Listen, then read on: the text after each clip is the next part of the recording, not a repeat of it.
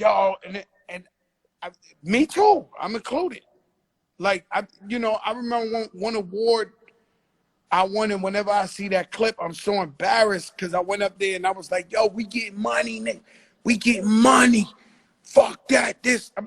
I wish I could have said so much other inspiring shit But to Joe, people. listen, I just had this conversation. Fuck, who was I talking to? It's cool that you did that because life lasted long enough for you to be able to look back and see what you were and have an opportunity to look at what you've become. You was a young man when you did that. You was a young man. See, everybody don't get, see, this is the beautiful thing about life, man. And my mother always say this, as long as you live, you'll learn. And it's a blessing for us to have learned lessons from our parents, and we get old enough, and the lessons that they taught us, now we teaching our children. That's a blessing, bro. So you don't even got to regret what you did back then because you lived life long enough to be able to see the difference in what you were and how you supposed to be. Mm-hmm. Had those regrets, because if it wasn't for those days, we wouldn't have who we got now. You know, I love guys like DJ Envy and what he's doing with doing seminars and telling people how to invest in buying their own properties and turning property into business. Because the only thing I'm jealous of, the only thing Fat Joe is jealous of is buildings and property. You know why? Because every time I drive through Manhattan, I remember that building when I was 5 years old. I'm 50 years old now. I'm gonna fucking die and that building gonna stay there. Right. They the only things I'm jealous of. I look at them buildings, I'll be like, damn, these motherfuckers, they gonna be 100 years after I'm gone. They done made it through everything. And so I love that Envy is inspiring people to buy properties, investment properties and stuff like that. And stuff like that, the stuff you're doing, even Gilly, just giving game. That's what I try to do with the big show, is just drop gems and games. You know, when it comes to blacks and Latinos, unfortunately, in the past, if a black or Latino got successful, they kept the secrets to themselves. Right. And for some reason, they always wanted to be the only successful one. Even as a young kid, I took notice to that. And I said, this ain't right, you know. And so what I do is I try to come on the show every day and just give free game all day. Just give them jewels, because there's certain things that no one will tell you because they feel that maybe one day you could become competition or whatever the case may be. I mean, a perfect example I tell you is, and this ain't all of them, but unfortunately, a lot of Jewish people Right. hate Muslim people. Right. And a lot of Muslim people hate Jewish people. Facts. But look how God worked. The Jews got all the media. They owned all the property in the world. And they super rich. If I'm talking about the people in the world of hate.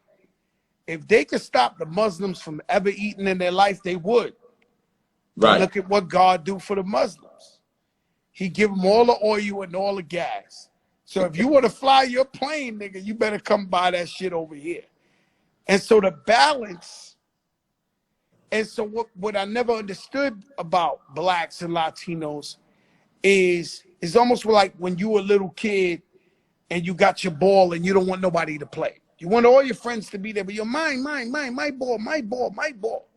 And it's always been like that. It's always been, they never wanted to teach us how to get to the next level or open the door. So that's why shows like what you do, shows like what I do, I'm just giving game to, because it's one little piece that might be missing to a young entrepreneur or a young brother who's in the trap right now, because they watching us in the trap right now. Of course. And they trying to figure, damn, how I get about this shit? How do I better my life and my family? I don't want to die, go to jail. So I try to give them that game so that maybe they could better off in their life. That's why, Joe, that's why as we had these kind of discussions, just like you said, look how God blessed the Jews. Look how God blessed the Muslims. Because, and as we try to figure ourselves out as humans, I just told somebody that was on with me prior to you, Brother K. Sands, every day our assignment when we wake up is to figure out how to be the best human that we can be.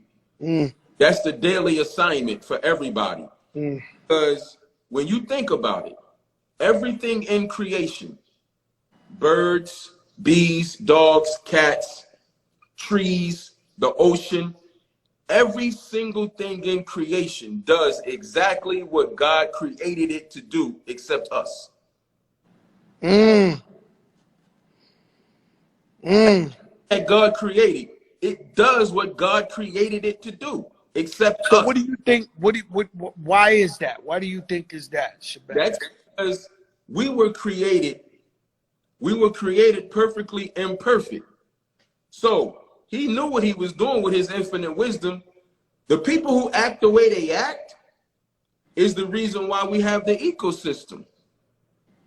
It's the reason why we have good and bad. It's going to always be that way. From the time the Shaitan, the devil, asked God for respite and said, I'm going to sit on the path of your people. And God told him, okay, cool. Whichever ones you get, you can have them. The ones that love me, they're not going with you, old devil. They're not going with you. So like I told somebody earlier, Joe, we have to be happy and satisfied with the ones that we reach, because we're not going to get them all.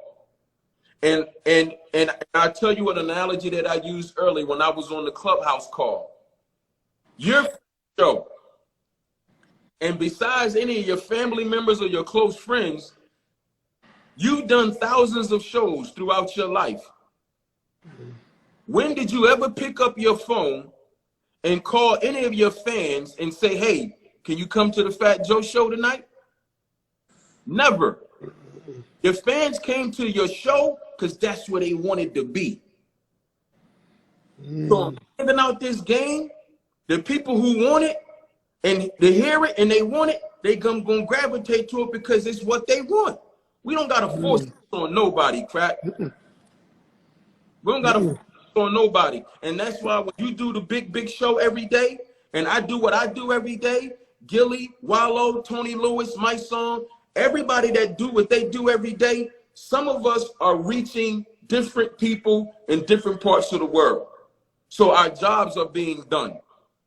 And yeah, that's a fact, man. It's been a void ever since I was young. You know, when I came up, if Russell Simmons, and he was on my shit earlier, Russell Simmons, any of these guys that we looked up to would have said, yo, Joe, it ain't the move going to a business meeting with 30 niggas. It ain't the move beating people up in the thing. You ain't gonna get that corporate money. It ain't that. I really would have listened. Like, I really would have listened. If somebody would have gave me that game when I was younger, and let's just say at my prime, because, you know, I was 24 years old, I signed a $10 million record label deal with Atlantic. Right. I don't know what the fuck they was doing giving me that kind of money at that age. I don't know what the fuck I was doing with that kind of money at that age. Shit was just crazy. And then all we did was pop bottles and buy a bunch of cards and jewelry and all type of crazy shit. But if somebody would have snatched me up and said, yo, Joe, don't do that. Don't do this. Don't do that. And so that's why I tried, because I know I purposely would have really listened to the OGs and the elders that went through it. I know I would have listened to them and did the right thing. But you learned, though, Joe. Like, you learned. Like, you and I been knowing each other for years, and we got closer over the course of the last 6. And a lot of people don't know the story that happened at Bamboo that night. And I'm not going to even go all the way into it. But you don't understand how when that whole brawl broke out, and when you came around the corner and you said something to me that night that made my respect level for you go through the roof. When you said to me, hey, you said, Shabazz, you don't have to get your niggas involved in this. I'm going to handle this. And then you said to me, at least nobody cut your face. Or worse, because the guys you got it into it with, they're animals, like animals. And you said to me, you said, Bass, I'm going to handle that. And you said, let me handle it. And you said, leave it alone and be thankful that nobody cut your face. That's a fact. And when you said that to me, I'm like, he right. Even though your mans and them wasn't wrong, it was the shit between me and homie, and they didn't know. So by street law, they did what they were supposed to do because they didn't know who I was. They didn't know I was your man. But that could have been so awful. But what made me respect you? Yeah, but me, I don't, and let's just keep this at the light. But me, if you my man, put for instance, my right hand man, Rich Player. Let's take it off you, right? Rich Player, 30 years ago, got into a situation with some guys who are in jail for triple life. Like what they did was, it was the end game with them. They in jail. They didn't make jails long enough for them. Like they in jail for triple life. Right. And he got into it with him in the club. But those are my mans. And I dove in the middle. And I said no. And they was like, yo, Gordo, get out the way. But I knew what this was. And I said, no, he's my family. I'm not going to let that go there. Right? And the moral to the story is I squashed it.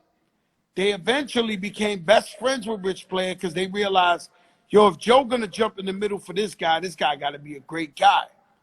And look how God worked. 30 years ago, I ain't know Rich Player would be my right-hand man standing next to me every day, protecting me. For sure. I just did it being a good soul, being a good friend. Dog, that's how it works. I already knew you was a cool dude.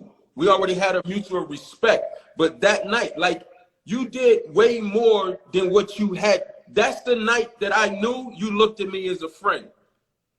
It was your birthday. You was getting ready to go do that little Yo, listen to me. Not on my watch. Yo, nobody is uncomfortable in my watch. When nobody. They took the corner and I was wilding, and they said, Shabazz, Joe said, don't go nowhere. He's coming around here to talk to you. You left the club. You had Lorena with you, had your wife with you. And I'm like, that's the day that I knew you looked at me as a comrade and as a friend. And from that day forward, that's when I started calling Joey Crack my man. That's right.